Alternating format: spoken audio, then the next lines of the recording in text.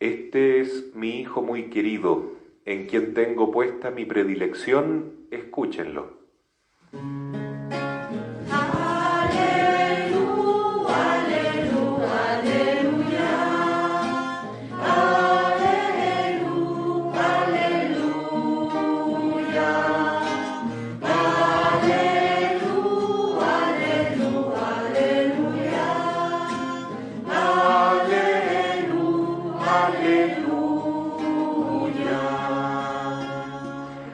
El Señor esté con ustedes. Y con su espíritu. Evangelio de nuestro Señor Jesucristo según San Mateo. Gloria a ti, Señor.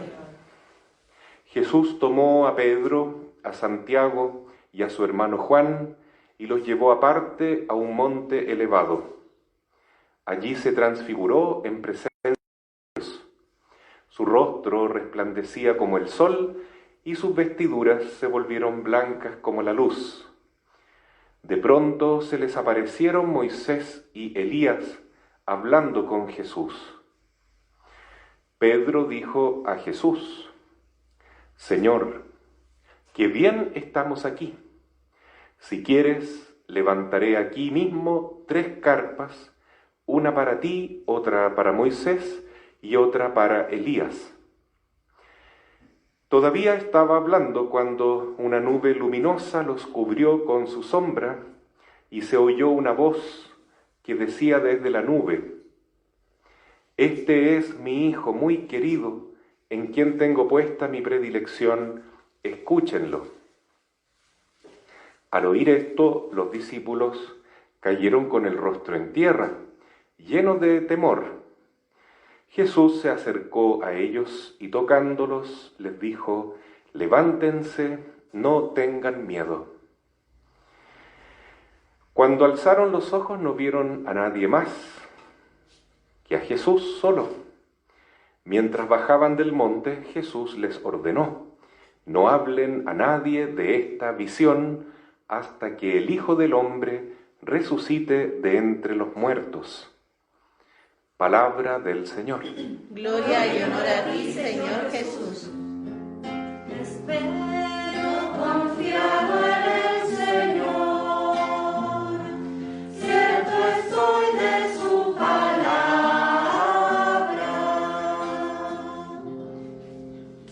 ¿Pueden tomar asiento? Queridos hermanos, hoy celebramos esta fiesta muy bonita y esperanzadora de la transfiguración del Señor. Así, en la vida hubo un momento en el discipulado de Pedro, Santiago y Juan que tuvieron esta experiencia extraordinaria de ver a Jesús como Dios, no solo como cotidianamente lo podían contemplar como ser humano, sino con su rostro resplandeciente, dice el evangelista Mateo, con sus vestiduras blancas como la luz, y conversando con 2 personajes muy importantes del Antiguo Testamento, que eran Moisés y Elías. Entre paréntesis, eso nos demuestra que hay vida después de la muerte, y que, entre comillas, los santos existen. ¿Ya? Cuando alguien le diga a ustedes: ¿por qué los católicos le rezan a los santos? ¿Qué hay que decir? Porque la Escritura lo dice.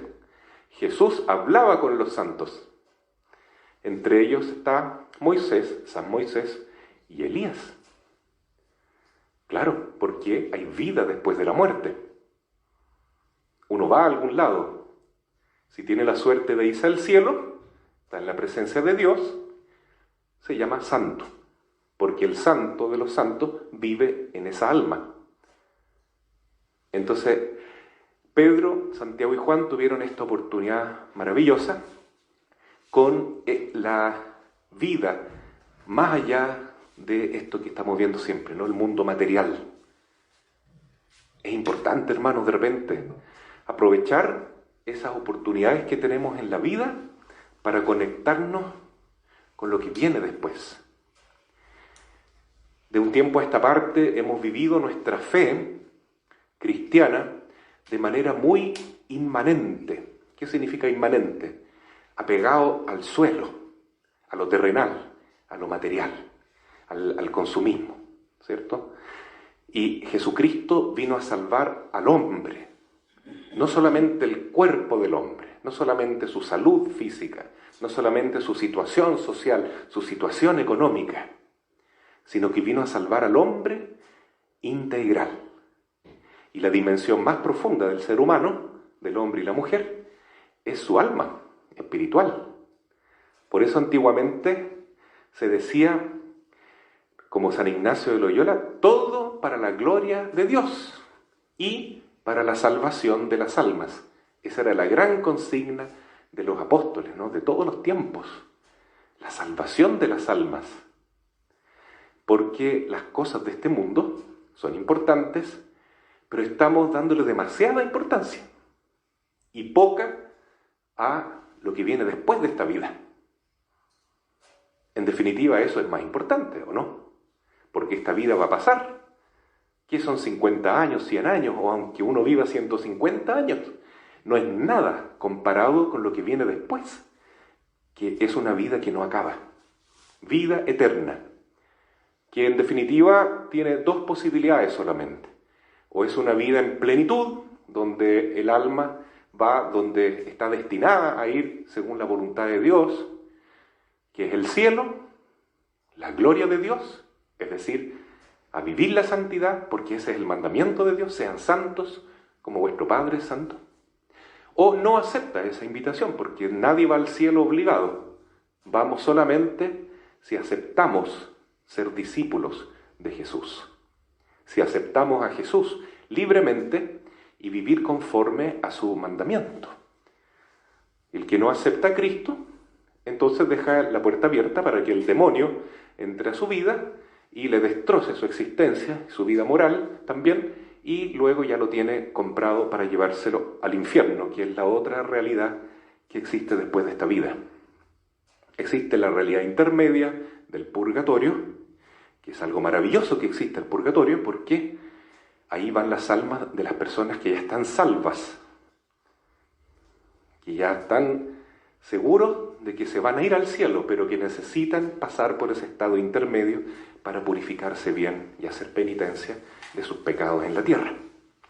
Entonces, mis queridos hermanos, es importante este evangelio porque Pedro, Santiago y Juan tuvieron la oportunidad de el más allá. ¿Ustedes han tenido alguna vez la oportunidad del más allá? ¿No? Ojalá que la puedan tener.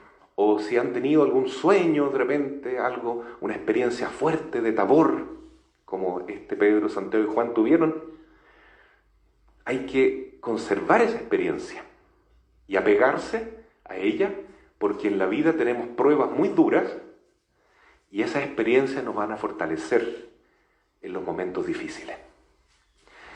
Yo les voy a contar, para mí por lo menos, dos experiencias de Tabor, ¿no? Una podría decirse un Tabor bueno y un Tabor negativo, pero igual, es una experiencia con la otra vida, que me ha servido mucho, en realidad, en mi fe, para darme cuenta que, en verdad, esto que llamamos realidad no es tan real como Dios, como el cielo, como el mundo espiritual, el mundo de los ángeles incluso. ¿Ya? Las personas que no han tenido esta experiencia directa con los ángeles creen que es como un cuento, ¿no? Como hablar del viejito pascuero, como, no sé, como un mito. Pero cuando alguien ha tenido esa experiencia directa, le cambia la vida, ¿no? A mí me ha tocado que me acompañe varias veces un hermano sacerdote en algunos exorcismos. Una vez después de un exorcismo en que el demonio se manifestó de una manera muy portentosa, ¿no? Hablando lenguas distintas, con una serie de fenómenos muy, muy raros, y terminó el exorcismo y la persona quedó mejor, gracias a Dios, este sacerdote me dijo, mira, yo siento que ahora ya no necesito creer que existe el demonio, porque ya lo vi, lo experimenté yo mismo. Y esa experiencia le cambió la vida a este hermano sacerdote, a mí también. Cuando tú te das cuenta que el diablo existe, realmente existe, y tú le ves la cara a través de la persona que está poseída, es tan fuerte esa experiencia que es como tener un contacto con el más allá. Y eso nunca uno se lo olvida. Yo eso llamo una anti-experiencia de Tabor, porque es horrible encontrarse con ese ser maligno. Pero igual sirve para darse cuenta que el mundo de los espíritus es real. Entonces, para Pedro, Santiago y Juan fue muy importante darse cuenta que los muertos, ¿ya?, en el fondo no están muertos, su alma sigue existiendo, porque ellos vieron a Elías y a Moisés, cómo conversaban con Jesús. Pero mucho más hermoso que eso, vieron a Jesús mismo en su condición divina, transfigurado, como debe estar ahora en el cielo también, ¿no? Su rostro resplandeciente y sus vestiduras brillando como el sol. Qué belleza ver a Jesús, tan agradable, tan linda esa experiencia mística, que Pedro dijo, me quiero quedar acá. Señor, hagamos 3 tiendas. Nosotros nos quedamos afuera, pero una tienda para ti, una para Moisés y otra para Elías. Y de hecho, quien ha tenido la suerte de ir al monte Tabor en Israel, es un monte que es un bastante elevado, una inclinación muy elevada, pero está así, rodeado de puro valle nomás. Entonces es impresionante ese monte, ¿no? Porque alrededor hay puro valle, no hay cadenas de montañas como acá en Chile. Es una colina que se eleva nomás. Y arriba, en la montaña, en la cumbre, hay 3 iglesias, ¿no? Tal como quería Pedro. Una para Jesús, otra dedicada a Moisés y otra dedicada a Elías. Bueno, qué experiencia más hermosa, más bonita. Sobre todo porque ellos escucharon la voz de Dios. Y estaba la presencia del Espíritu Santo en forma de nube y la voz del Padre Celestial que dice, este es mi Hijo muy amado, escúchenlo. El mismo mensaje que nos entrega nuestra Madre Celestial. ¿Ya? ¿Qué es lo que dice la Virgen en Juan capítulo 2? A los sirvientes en la boda de Caná, hagan todo lo que mi Hijo les diga. O sea, lo mismo que el Padre Dios, escuchen a Jesús. Escuchen a Jesús. Escuchar a Jesús es recibir la palabra de Dios. Claro, el Padre Dios concibe la palabra y la concibe engendrándola. Por eso es el Padre de esta palabra. Y esta palabra, que es la sabiduría de Dios, es el Hijo de Dios. Y la Virgen Santísima también concibe la palabra de Dios, porque ella se hace la madre de Dios. Recibe a Jesús, ¿no es cierto? Humanamente lo concibe, pero es Dios que está tomando naturaleza humana en el vientre santo y puro de María. Entonces es una concepción muy particular, que solo la Virgen puede tenerla, ¿no?, con Jesús, porque solo ella es madre de Dios, madre de Jesús y madre nuestra. Pero nosotros también podemos concebir a Jesús en nuestra vida, escuchando la palabra de Dios y viviendo la fe. Cuando uno vive la fe es distinto, todo es distinto. Por ejemplo, ahora estamos con la contingencia de la reivindicación del pueblo mapuche, que por lo demás no es todo el pueblo mapuche que piensa de manera como salen las noticias, ¿no?, sino que una porción muy pequeña del pueblo que quiere la violencia, que quiere la agresión, para conquistar sus derechos, ¿no?, para reivindicar lo que ellos creen que es justo. Pero la inmensa mayoría del pueblo, yo creo que no quiere la violencia, no quiere la agresión. También es muy triste que venga de la otra parte, entonces, violencia por lado y lado, ¿no? Porque en el fondo eso es seguirle el juego al demonio. Eso no es escuchar a Jesús. Eso es escuchar al diablo, que quiere la pelea, que quiere la división, que quiere una revolución sangrienta, donde las personas se odian. Eso no es escuchar a Jesús. Yo estoy seguro que tenemos la inmensa mayoría de nuestros hermanos que se identifican con la etnia y la cultura mapuche, que no quieren la violencia. No quieren la violencia. Y es mucho más importante conseguir las cosas en la vida sin violencia. ¿Se puede? Sí, se puede. Claro que se puede. ¿No? Hasta personajes que no son cristianos los han conseguido, ¿no? Sin violencia. Por ejemplo, Gandhi consiguió la independencia de la India de la dominación inglesa, sin derramar la sangre de nadie, sin darle un palo a nadie. Realmente sorprendente, pero se puede. Con fe, con cariño, con diálogo, con firmeza, sí, pero sin agresión. Lo mismo Martin Luther King. Son ejemplos extraordinarios y ni siquiera son católicos, pero son personas que en el fondo escucharon la voz de Jesús y le dieron un sentido a su vida de cambiar el mundo, las injusticias que hay, pero de acuerdo al amor de Dios, a la sabiduría de Dios. Es mucho mejor así. Entonces hoy vamos a pedir al Señor que nos regale esta oportunidad también de encontrarnos con Jesús de una manera sobrenatural. El otro día alguien me decía que estaba leyendo un libro muy bonito que le hacía bien, porque se revelan aspectos así misteriosos de la fe. Bueno, que ojalá cada uno pueda tener esta experiencia. Yo lo que más recomiendo es acercarnos a Jesús sacramentado, porque aparentemente uno no está viendo nada muy extraordinario, ¿no? A mí me tocó ayer la adoración en la noche y en la madrugada, y yo pensaba cuántos hermanos viven esta experiencia todas las noches, todos los días, ¿no? Y están viendo a Jesús, y están viendo una hostia, pero en el fondo están viendo a Cristo transfigurado, ¿sí? Porque la fe les permite verlo. Entonces yo recomiendo esa experiencia, hermano, la recomiendo profundamente porque tal vez no es tan espectacular para los sentidos, pero para el corazón, para el alma, quien se acostumbra a ser adorador, va a encontrar que no hay nada más hermoso que tener a Jesús ahí cara a cara mirándote y que uno lo pueda ver. Aunque sea de esta manera tan sencilla, en la hostia. Pero quien se acostumbra, sin duda que algún día, tal vez en este mundo o en el otro, sin duda, vas a poder ver a Jesús cara a cara. Tu rostro buscaré, Señor, dice el Salmo. No me escondas tu rostro. Eso es lo que tenemos que buscar. Lo demás, lo material, las cosas de este mundo, se nos darán por añadidura. Pero lo más hermoso y lo más maravilloso es buscar salvar nuestra alma, porque sólo así estaremos con Dios, contemplándolo cara a cara por toda la eternidad.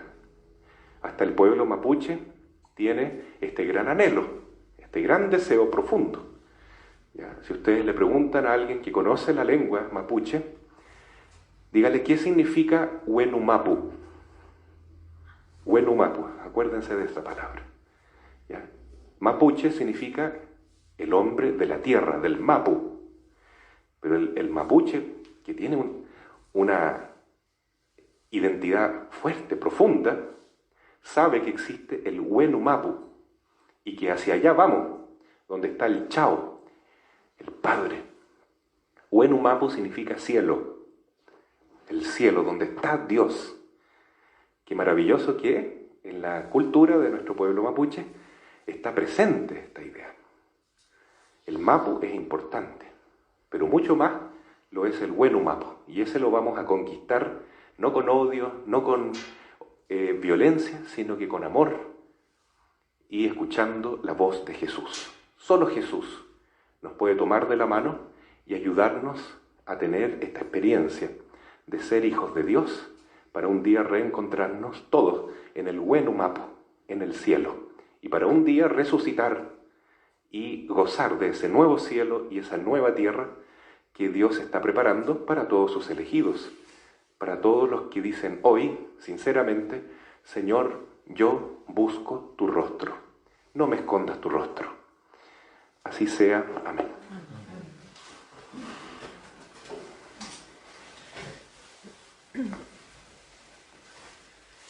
Pidamos por todos nuestros hermanos que están delicados de salud, especialmente Alicia Cortés, Juan Benavides, Alex Cabrera, Pedro Monsalves, José Triviños, Dylan Torres,